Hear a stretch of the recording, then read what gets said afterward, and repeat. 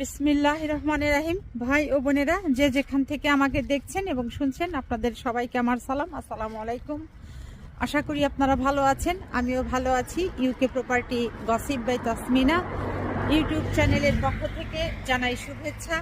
আজ নভেম্বর মাসের 13 তারিখ বুধবার 2024। এই মুহূর্তে লন্ডনের তাপমাত্রা আছে 9 ডিগ্রি সেলসিয়াস। অনেক ঠান্ডাই বলতে পারেন। তবে ধারণা করা হচ্ছে যে যুক্তরাজ্যে আগামী 16ই নভেম্বর থেকে অনেক বেশি ঠান্ডা পড়া শুরু হয়ে যাবে। আগামী 18ই নভেম্বর সোমবার 2024 থেকে ইংল্যান্ডের অনেক জায়গাতেই তুষারপাত শুরু হবে। ধারণা করা হচ্ছে যে 410 মাইল এলাকা জুড়ে এই তুষারপাতটা হবে। যুক্তরাজ্যের যে আবহাওয়া অফিস আছে, মেট অফিস, এটি বলছে যে আগামী 16ই নভেম্বর থেকে যুক্তরাজ্যের বিশেষ করে স্কটল্যান্ডে তুষারপাত শুরু হবে। এরপর এক এক করে দেখা যাবে যে যুক্তরাজ্যের অনেক জায়গাতেই তুষারপাত শুরু হয়ে গেছে। ইংল্যান্ডের বিশেষ করে ম্যানচেস্টার, লিডস, ব্রাডফোর্ড, শেফিল্ড, এই নর্থ ইংল্যান্ড দিয়ে তুষারপাত বেশি হবার সম্ভাবনা রয়েছে। সেই সাথে লন্ডনেও ধারণা করা হচ্ছে যে তুষারপাত হবে। আর এই তুষারপাত হওয়াকালীন সময়ে যুক্তরাজ্যের তাপমাত্রা কোথাও কোথাও দেখা যাবে যে -5 ডিগ্রি সেলসিয়াসে চলে গেছে। মেট অফিস এটিও বলেছে যে এই তুষারপাত কোথাও কোথাও 2 ইঞ্চি থেকে শুরু হবে, কিংবা 4 ইঞ্চি পর্যন্ত পুরো হতে পারে। সর্বোচ্চ 18 ইঞ্চি পর্যন্ত পুরো হয়ে এই তুষারপাতটা হওয়ার সম্ভাবনা রয়েছে কোথাও কোথাও। এই যুক্তরাজ্যে যখন এই তুষারপাতটা আসলে হয়, এটির জন্য অনেকেই অপেক্ষা করে। এটিকে তারা খুব এনজয় করে, আনন্দ করে, ওই সময়ে পছন্দ করে। তো যা হোক, এতে গেল যুক্তরাজ্যের ঠান্ডার খবর, তুষারপাতের খবর। তো যাই হোক, আজ আমি যে বিষয়টি নিয়ে কথা বলতে চাচ্ছি সেটা হচ্ছে যে এই আওয়ামী লীগের নেতারা, কর্মীরা, তারা কথায় কথায় বলেন যে পাকিস্তানের দালাল। কাদেরকে বলেন? এটি বিএনপিকে যারা পছন্দ করেন, বাংলাদেশ জাতীয়তাবাদী দল, বিএনপিকে যারা সমর্থন করেন, এই দলকে যারা পছন্দ করেন, এই দলকে যারা সমর্থন করেন, তাদেরকে উদ্দেশ্য করে আওয়ামী লীগের নেতারা, কর্মীরা বলেন কিছু হলেই যে পাকিস্তানের দালাল। তো এখানে একটা কথা হচ্ছে যে আজ পর্যন্ত বিএনপির কোনো নেতাকে, মন্ত্রীকে, কর্মীকে আপনারা কেউ দেখেছেন পাকিস্তানে গিয়ে পালাতে, লুকাতে, আশ্রয় গ্রহণ করতে, সেই পাকিস্তান দেশের শরণার্থী হতে? একটাও তো আপনারা দেখাতে পারবেন না, একজনও নাই। কিন্তু তাহলে আওয়ামী লীগ এই কথাগুলো কেন বলে? এটি তো আসলে ভিত্তিহীন, এবং এটি প্রমাণিত যে বিএনপির কোনো নেতাকর্মী আজ অবধি পাকিস্তানে গিয়ে কেউ পালায়নি, লুকায়নি, আত্মগোপনে থাকেনি, শরণার্থী হয়নি। তাহলে শুধু শুধু তারা এই কথাগুলো বলার জন্য বলে। অপরদিকে আরেকটি বিষয় আপনারা খেয়াল করে দেখেন যে এই যে আওয়ামী লীগের যারা মন্ত্রী, এমপি, নেতা আছেন, এরা কিন্তু ভারতের দালাল অনেকেই বলেন। এবং এটির যে সত্যি সত্যি তারা যে ভারতের দালাল, তার প্রমাণ হচ্ছে এই আওয়ামী লীগের প্রধান, আওয়ামী লীগ সভানেত্রী শেখ হাসিনা বাংলাদেশে গত জুন, জুলাই, অগস্ট 2024 ছাত্র হত্যা করেছে, গণহত্যা চালিয়েছে। আর এই সব করে ভারত গিয়ে পালিয়ে এখন বসে আছে। এটাই হচ্ছে তার একবারে উপযুক্ত একটি প্রমাণ। আওয়ামী লীগের নেতাকর্মীরা যে এই ভারতীয় দালাল, সেটির চাক্ষুষ প্রমাণ তো আপনারা একেবারে হাতে নাতেই পাচ্ছেন, যে আওয়ামী লীগের যিনি প্রধান আছেন, দলনেতা আছেন শেখ হাসিনা, তিনিও বর্তমানে ভারতে পালিয়ে আছেন এবং তার সাথে তার শতেক খানিক মন্ত্রী এমপিরাও ভারতে পালিয়ে আছেন। তাহলে এখন আপনারাই বলেন তো দেখি, ভারতের দালাল কে বা কারা?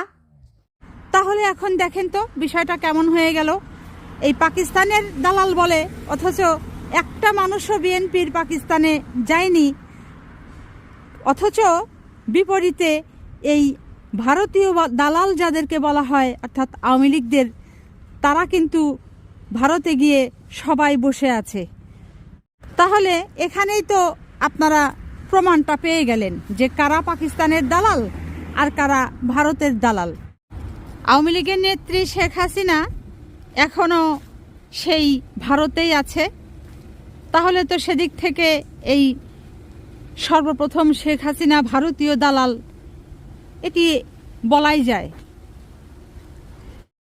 এবার আসা যাক বাংলাদেশের স্বৈরাচারী রাজনৈতিক দল আওয়ামী লীগ। এই যে আওয়ামী লীগ যে রাজনৈতিক দলের নাম, এই রাজনৈতিক দলের নামের যে আওয়ামী, এই আওয়ামী শব্দটি কি শব্দ? এই আওয়ামী শব্দটি আসলে উর্দু একটি শব্দ, আর আওয়ামী উর্দু এই শব্দের অর্থ হচ্ছে জনগণ। এখন তাহলে দেখেন আরেকটি বিষয়, যে তারা এই বাংলাদেশে আওয়ামী লীগ যারা করে না, সমর্থন করে না, তাদের সবাইকে বলে যে পাকিস্তানের দালাল, অথচ তাদের রাজনৈতিক দলের প্রথম শব্দটাই শুরু হয়েছে পাকিস্তানের রাষ্ট্রভাষা উর্দু, আর সেই উর্দু ভাষা আওয়ামী দিয়ে এই আওয়ামী লীগ রাজনৈতিক দলের যাত্রা শুরু হয়েছে।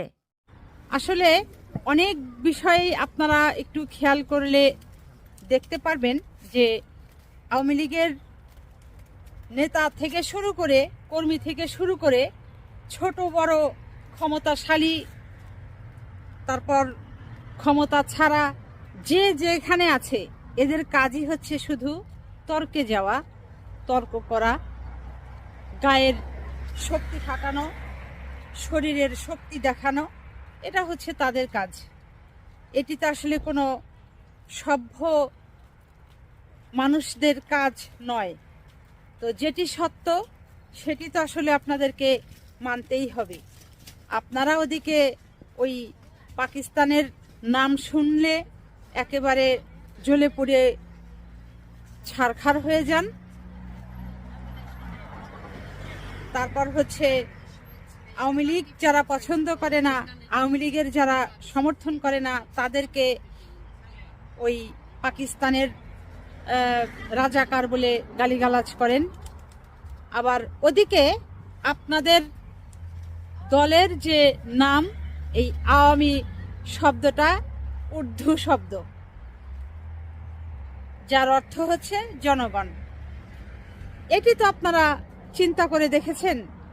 যদি চিন্তাই করতেন, গভীরে যেতেন, আপনাদের মগজে যদি কিছু থাকতো, তাহলে অন্তত এই আপনাদের দলকে এই উর্দু শব্দের মধ্যে রাখতেন না।